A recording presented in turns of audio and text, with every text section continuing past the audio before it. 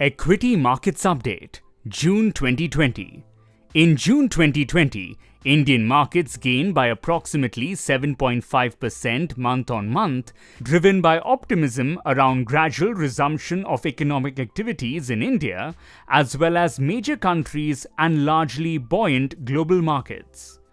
The key drivers of movement in markets during the month were signs of improvement in economic activity, favorable monsoon expectations, escalation of tension between India and China, fear of a second wave of COVID-19 infection, etc. The mid and small cap indices outperformed the large caps. While most major sectors ended the month in positive, banking, auto, oil and gas, and power were the best performing sectors. Globally, most major indices also delivered positive returns during the month. FPIs were net buyers in June 2020 and bought equity worth $2.9 billion. Total FPI's equity outflows in the first 6 months of CY20 was $2.5 billion as against inflows of $11.3 billion during the corresponding period last year. Net inflows in domestic equity-oriented mutual funds were INR 3,893 crore in May 2020, compared to net inflows of INR 5,030 crore a month ago. In the first 5 months of CY20, total inflows in domestic equity-oriented mutual fund schemes stood at INR 38,000 crore approximately. Out of the Q4 FY20 results declared so far, results of cement, telecom, and agrochemicals were better than expectations, whereas banks, NBFCs, auto, oil and gas, and power were largely in line with expectations. Results of consumer staples, metals, and IT were below expectations. As on 30th June 2020, Nifty 50 was trading at price to earnings multiple of 23.2x based on FY21 estimated earnings and 16.8x based on FY22 estimated earnings.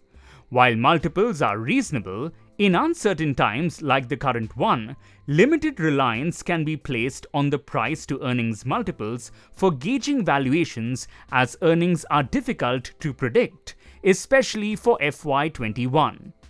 In our opinion, the Indian market cap to GDP is a better indicator of valuation of the overall market in the current scenario.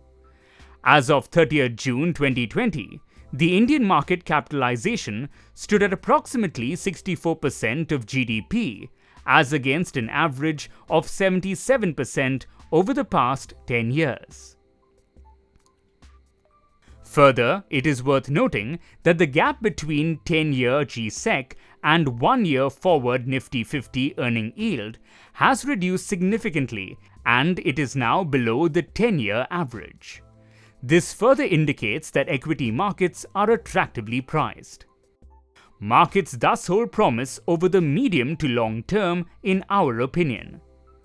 Further, recently the government, under its self-reliant movement, announced that it intends to divest the stake in CPSCs through strategic sale rather than through exchange-traded fund route. This should lead to better valuations of PSUs, as regular supply of shares through ETFs was a big overhang on their share prices. In view of the above, in our opinion, there is merit in increasing allocation to equities in a phased manner or in staying invested, as the case may be, for those with a medium to long-term view and in line with individual risk appetite.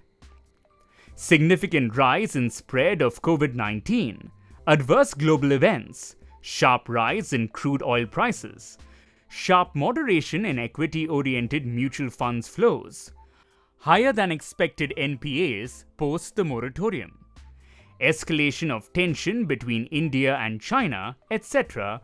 are key risks in the near term. Mutual fund investments are subject to market risks. Read all scheme-related documents carefully.